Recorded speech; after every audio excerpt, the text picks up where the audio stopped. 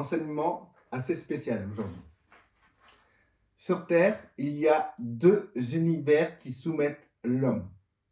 Un des deux domine sur la majorité de l'humanité. L'univers dominant, c'est celui qu'on peut décrire comme la connaissance du bien et du mal. L'autre, moins répandu, c'est la source de la vie. Alors, l'univers de la connaissance du bien et du mal est considéré comme un univers de perdition, où les hommes vivent un cycle de réparation et de renouvellement sans cesse, sans cesse, sans cesse. Et ce cycle-là n'est pas celui du Créateur. Celui du Créateur, c'est la source de la vie, parce que la vie vient du Créateur. Et c'est dans cette source-là, il n'y a pas tout le schéma qu'on peut trouver dans la source de la connaissance du bien et du mal. Dans la Bible, on peut les appeler l'arbre de la connaissance du bien et du mal, puis l'arbre de vie. On sait très bien que Adam et Ève, euh, dans le jardin d'Éden, dans la Genèse, il a été raconté qu'ils devaient manger de tout arbre, y compris l'arbre de vie, qu'ils étaient en communion parfaite avec le Créateur, qu'ils avaient une relation avec le Créateur. Et quand le serpent ancien, le serpent qu'on considère comme le diable, est venu vers Ève pour la séduire, il lui a dit que si vous mangez de cet arbre de la connaissance du bien et du mal, vous deviendrez comme Dieu. Et il n'a pas menti. Parce qu'en mangeant de cet arbre, nous sommes détachés de Dieu pour entrer dans un cycle infernal, infini, dans lequel on vit des choses où on passe de monde à monde, où on est asservi par des entités qui sont régies pour faire vivre ces mondes, etc., etc. Tout ça, je peux vous l'expliquer en détail dans d'autres vidéos et aussi dans mes précédentes vidéos, j'en parle.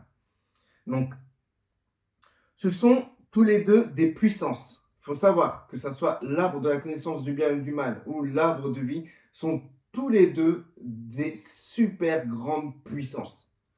Elles agissent au plus profond du monde spirituel jusqu'aux entrailles de l'humain. Je dirais jusqu'à la plus infime particule qu'on peut trouver dans la matière, dans le monde de la matière. Chacune des parties sont voulues par le Créateur et il permet à chacun d'exister. C'est-à-dire, ce n'est pas le diable qui est venu imposer le monde de l'arbre de la connaissance du bien et du mal, c'est quelque chose qui a été voulu par le Créateur. C'est le Créateur, c'est lui qui a créé toutes ces choses. Il a créé l'arbre de la connaissance du bien et du mal et tout son univers, ainsi que l'arbre de vie et tout son univers. Chacune a ses lois qui renferment des entités qui travaillent pour faire respecter les lois. Attardons-nous sur l'univers du bien et du mal. N'oubliez pas, dans tout ce que je veux dire par la suite, il faut comprendre que cet univers de l'arbre du bien et du mal, de la connaissance du bien et du mal, c'est un monde de perdition. C'est un monde où tout tourne en boucle et atteint rarement le Créateur. Donc, et si ça arrive que quelqu'un dans cet univers de la connaissance du bien et du mal arrive à se connecter au Créateur, ce qu'on appelle un peu les illuminés, dites-vous, c'est des personnes très rares. Et souvent, c'est des personnes qui s'amènent dans ce monde-là, dans le monde de la connaissance du bien et du mal, pour guider des personnes vers le Créateur. C'est un peu ce qu'a fait Yeshua, Jésus. Jésus, il est venu dans ce monde, il a vécu sous les lois de l'univers, de l'arbre, de la connaissance du bien et du mal, pour sortir, pour créer ce chemin, pour sortir les gens de ce cycle infernal. Donc, attardons-nous sur l'univers du bien et du mal. C'est un univers spirituel infini. Sachez-le, c'est infini. Autant il y a d'idées, autant il y a de mondes, autant il y a d'individus sur Terre, autant il existe d'entités et de mondes. Les hommes peuvent y créer des mondes. D'ailleurs, les religions, y compris les mouvements spirituels, font partie de cet univers. N'oubliez pas que je parle du bien et du mal, pas de l'univers de l'arbre de la vie. Des anges y travaillent, que ça soit pour le bien ou pour le mal. Alors, il faut comprendre que quand Dieu a créé les univers, que ce soit l'univers du bien et du mal, de l'arbre de la connaissance du bien et du mal, et l'univers de l'arbre de vie, il y a des systèmes qui régissent tout ça. Et comme c'est Dieu qui a créé cela, c'est Dieu aussi qui a permis à des anges d'y travailler ou comment dire, de maintenir ces choses-là. On peut voir dans la Bible aussi qu'il y a des anges dans tout et partout. Genre il veut débloquer un truc, il y a des anges qui sont cachés, il y a des anges qui gèrent telle activité, il y a des anges qui gèrent d'autres activités, il y a des anges qui servent le peuple hébreu, il y a des anges qui servent aujourd'hui tous ceux qui ont choisi de rejoindre l'arbre de la vie à travers Yeshua, Jésus-Christ. Tu as des anges qui servent aussi des mondes qui appartiennent à l'arbre de la connaissance du bien et du mal. Comment on peut voir ça? C'est simple. Vous voyez, il y a des gens qui ne croient pas du tout en Dieu. Vous êtes d'accord avec moi? Mais ils croient à des mondes, ils croient à des systèmes, etc. Et ces gens-là, vous pouvez le voir vous-même, ils sont bénis, ils reçoivent des bénédictions. Parce que Dieu fait pleuvoir sur le juste et sur l'injuste. Dieu fait pleuvoir sur ceux qui sont rigides par rapport à l'arbre de la connaissance du bien et du mal et ceux qui ont rejoint l'arbre de vie. Donc du coup, Dieu a permis la bénédiction dans l'univers de l'arbre de la connaissance du bien et du mal. Comment nous pouvons aussi savoir ça? Parce que dans cette phrase que je vous ai dit, dans l'arbre de la connaissance du bien et du mal, il a le mot bien et il a le mot mal. Donc il y a des choses, il y a des choses, il y a des âmes qui peuvent, dans cet univers-là, faire le bien et avoir des récompenses et être bénis. Et il y a des gens qui peuvent faire le mal. Et selon le monde où il sera maudit. Alors, n'oublions pas que c'est le Créateur qui en est le responsable. Cet univers, de la connaissance du bien et du mal, je précise encore, permet à l'homme d'être comme Dieu. C'est un peu la promesse du serpent face à Ève qui lui a dit « Si tu manges de ce fruit, tu seras comme Dieu ». Et c'est une réalité. Car l'homme a une puissance de création, que ça soit dans le spirituel comme dans la matière. C'est-à-dire et tout que, par exemple, pour faire cette table-là, il fallait déjà, dans le monde invisible, la penser. Et ensuite c'est venu dans le monde physique, dans la matière, pour la créer. On peut créer une table comme on peut créer une secte. On peut créer une table comme on peut créer un mouvement. On peut créer une table comme on peut créer un monde, avec ses lois et ses règles. Donc ensuite... alors, j'en suis où? Voilà. Cet univers permet à l'homme d'être comme Dieu. Voilà, ok, j'ai lu. Alors, cet univers renferme des mouvements d'influence, comme l'astrologie. Avez-vous remarqué que souvent, votre signe astrologique correspond à votre caractère? Il y a des gens qui diront, non, c'est pas vrai, nanana. Mais franchement, moi, j'ai fait l'étude. Je me suis retardé sur l'astrologie. Et j'étais étonné de voir tout ce que renfermait l'astrologie.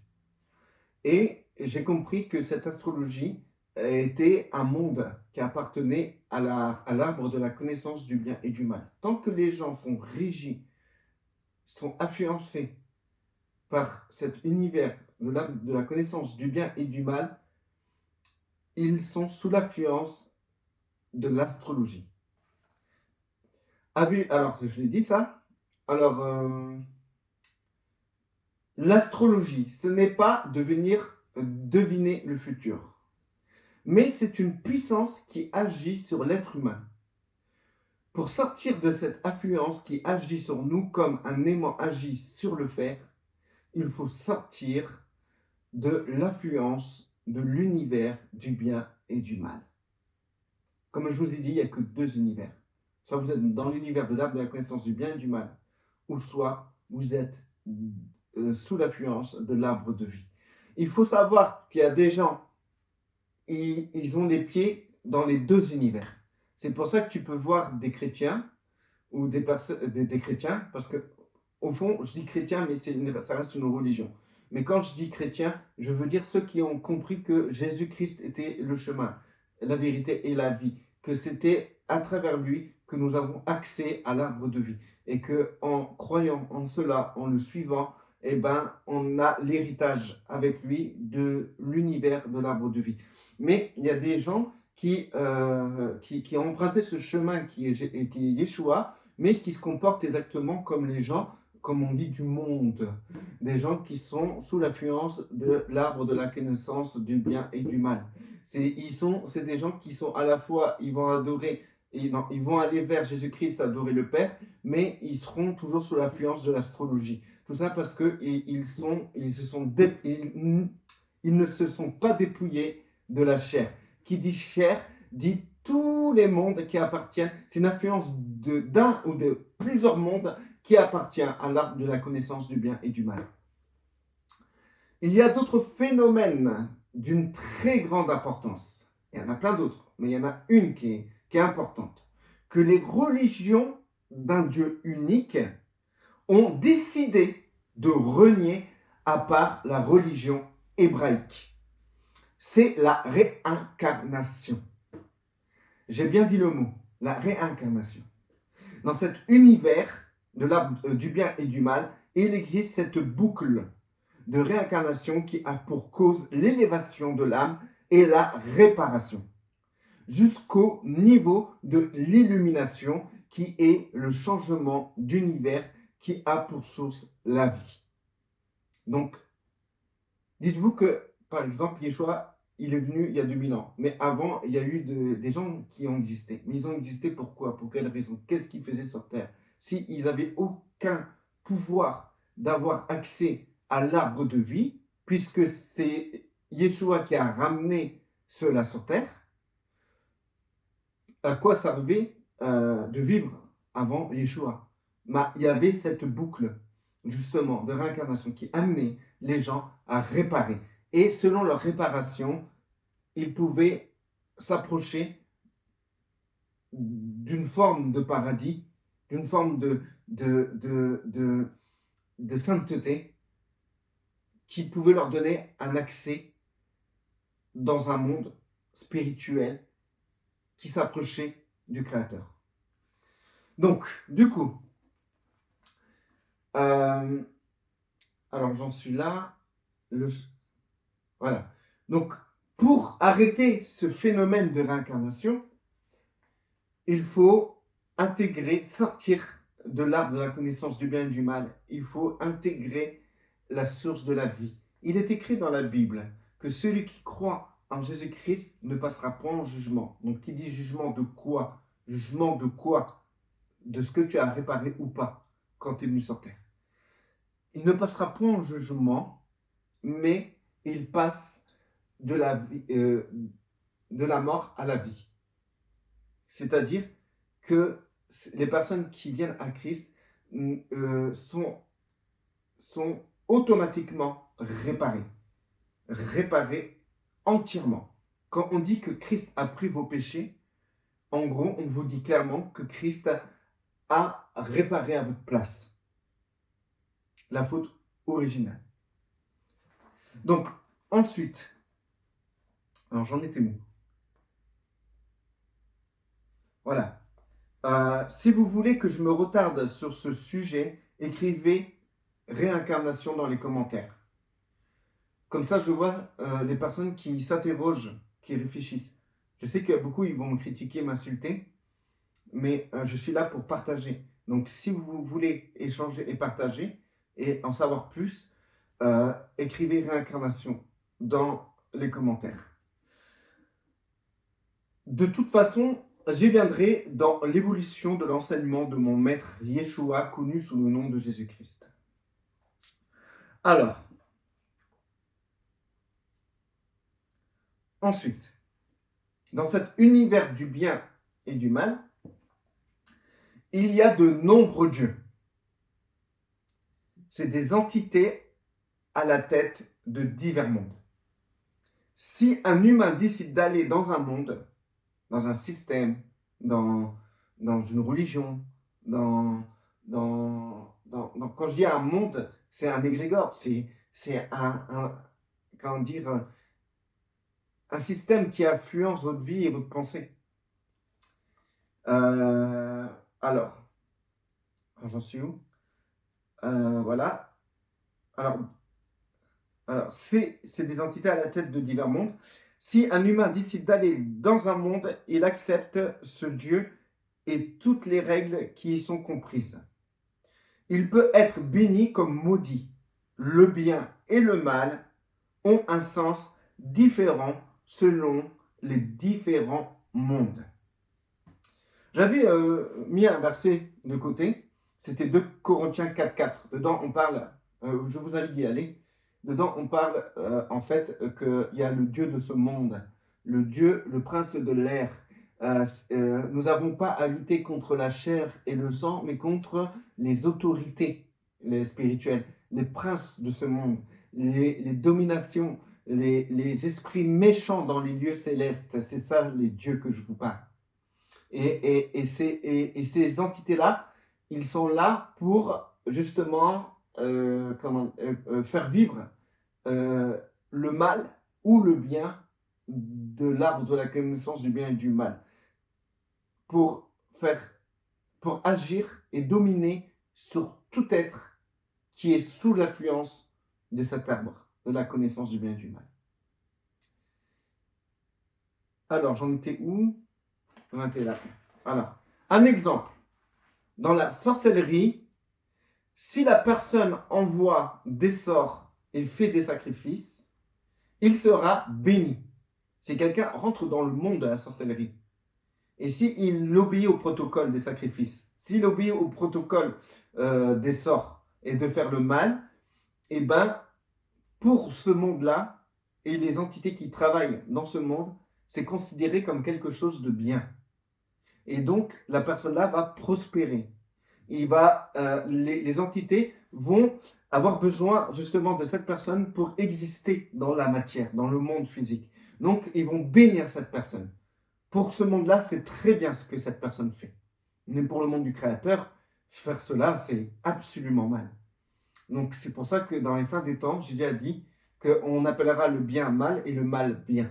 Parce que dans les fins des temps, les mondes qui gouverneront, qui remporteront les batailles dans les fins des temps, par rapport à l'arbre de la connaissance du bien et du mal, les mondes qui vont remporter les batailles seront des mondes qui domineront plus vers le mal que vers le bien.